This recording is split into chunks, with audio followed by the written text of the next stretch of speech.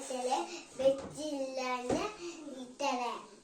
ಆಮೇಲೆ ಇಲ್ಲ ಅಂದ್ರೆ ಅಲ್ಲಿ ಇರ್ತಾಳೆ. ಆಮೇಲೆ ಹೋಗ್ತಾಳೆ ಅಲ್ಲಿಗೆ. ಆಮೇಲೆ ಮನೆಯೆಲ್ಲ ಕ್ಲೀನ್ ಮಾಡ್ತಾಳೆ.